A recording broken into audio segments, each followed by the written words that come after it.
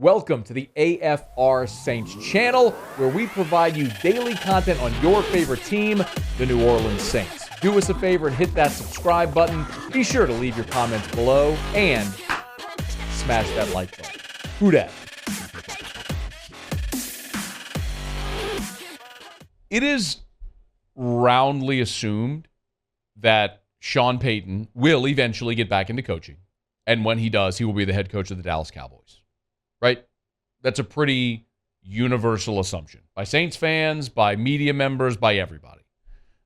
Got a house in Dallas, came to the Saints from Dallas, coached there under Bill Parcells. We all know the ties. We get it. I'm hopeful it doesn't happen, but we largely understand that possibility. We also learned from a report this offseason that apparently Sean Payton had a deal done to go to Dallas. After the Nolan no call, it was apparent that the Saints were willing to allow Sean Payton out of his contract. They would be compensated by the Cowboys, and Sean was going to become the head coach of the Dallas Cowboys. But then the Anthony Davis trade happened, and Mickey Loomis said, nope, can't be responsible for letting AD leave and you leave. So pulled the plug there. Sean renewed with the Saints back in 2019, signed a 5-year deal, and he's in the midst of that right now.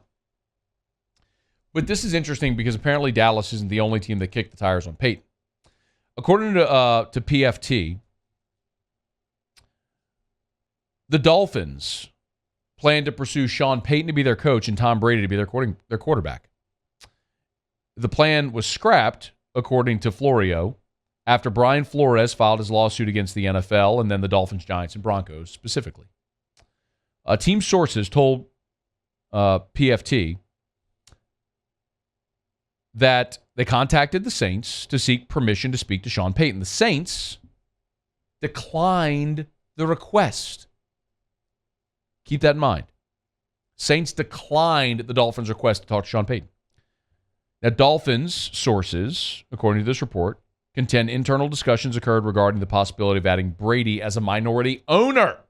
So be the quarterback and then ultimately be have an ownership stake in the franchise. So Brady, by the way, is still on Tampa's roster, and he'll be there until at least June 2nd. Because if they made a move before June 1st, it would trigger a $32 million cap charge for this year. So they're going to wait till after June 2nd at the earliest before they do anything. On its face, this may not seem like much. You may look at it and go, well, of course, why would the Saints entertain this discussion with Miami? Because apparently they did it with Dallas 3 years ago. It triggers so many questions in my mind. The deal for Sean Payton to go to Dallas in 2019 apparently was a done deal, reportedly a done deal, and then it fell apart then because of the Anthony Davis stuff. But why was New Orleans okay sending Sean Payton to Dallas 3 years ago, but not Miami now? Now, Sean Payton is under contract with the Saints through the 2023 season. So this coming year and the following. So 2 more seasons. So Sean Payton's got to be out of coaching for the next 2 seasons before he jumps back in, or the Saints would receive compensation for his services. I can't for the life of me understand why the Saints would pass on that opportunity at this point if Sean Payton were looking to get out. Now, my hope is, Sean Payton goes to TV, loves TV, and just stays there and never gets back in. It would pain me to see him winning with another logo on his chest, but that's the reality of this business. If it were me, though, also, I'm looking at the Saints going, why would you send him to Dallas and not Miami? Dallas is in the NFC. Miami's in the AFC. If you want him to coach, go coach in the AFC, where you never really have to worry about him unless you get into a Super Bowl. And what are the odds of that happening? Not very good, quite honestly. It's why the Raiders sending John Gruden from Oakland to Tampa made more sense. You send him across the country. You're sending him from the AFC to the NFC. You don't have to worry about it, and you're getting compensated handsomely for it. That's a deal I would have rather done. I would have rather New Orleans do a deal with Miami to avoid what feels like an inevitability with Dallas. I really do wonder, though. Sean's 58. His birthday's in December. So by the time his contract with New Orleans will be up, Sean will be 60 years old, and he'll be 2 years out of coaching, provided he stays out for 2 years and nobody compensates the Saints for service or whatever it may be. Maybe at 60 years old and 2 years out and making $10+ million a year, maybe more than that, to call games for whomever it may be, that might be an appealing enough thing for Sean Payton to stay in the broadcast booth.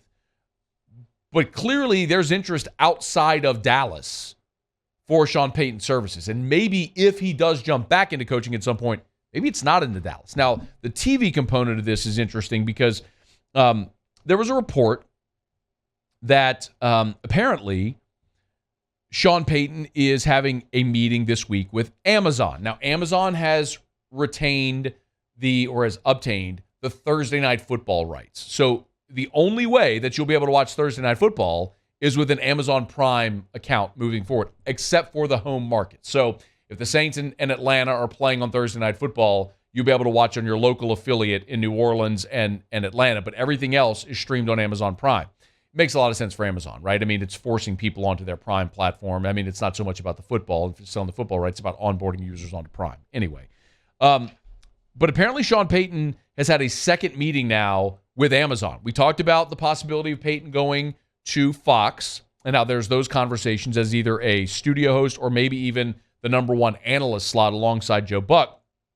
But apparently Amazon is a possibility for Sean Payton, as well as he's had now his second meeting with Amazon. But Amazon has other options. This may end up being the biggest NFL TV shakeup in a single year that we've ever seen. Follow this. Amazon, not only have they talked to Sean Payton, but there's also a report from the New York Post's Andrew Marchand that Amazon is also interested in Kirk Herbstreit. Now, Herbstreit's contract at ESPN is $6 million a year, and it does allow him to call NFL games for another network while maintaining his position with college football, with ESPN, on game day and calling Saturday Night Football on ESPN. So, theoretically, Herbie could call a Thursday night NFL game and then jet to whatever city where game day is and do game day on that Saturday and then call his Saturday night game with Fowler. Be a hell of a week, but he could do it. And it goes even deeper. Apparently, Amazon wants Al Michaels to be the play-by-play guy. They want to pair Al Michaels and Kirk Herbstreit. That's the report from Andrew Marchand. So when I say this may be the biggest single-year TV shakeup in NFL history, you could end up with Thursday Night Football with Al Michaels and Kirk Herbstreit. You could end up with Monday Night Football with Steve Levy and Troy Aikman, or whoever might be the play-by-play guy to pair with Troy Aikman. Sunday Night Football, if Michaels is out, it's Tirico, and is it Tirico and Collinsworth or Tirico and Breeze? And then on Fox, you could have Joe Buck and Sean Payton, or is Joe Buck out? Because he's a free agent as well. Pretty fascinating how this all these dominoes are going to fall. You have the biggest properties in the NFL. All the primetime, Thursday Night Football, Monday Night Football, Sunday Night Football, all the primetime properties are going to see a shakeup this year in their booth. And then the number one analyst for Fox is going to see a shakeup as well. So 4 of the 5 biggest properties, the other would be CBS's number one booth with Nance and Romo, which is staying put. But the other 4 biggest booths, the biggest properties in the NFL, are all going to see some kind of shakeup this year. Wild times. The NFL will look and sound very different next year for all of us who consume it. It'll be interesting to see where it all will go. And hopefully it leads to Sean Payton staying in a TV booth for the rest of his career. Hey, thanks so much for watching. Please leave your comments. I love to interact. And be sure to hit the red subscribe button below.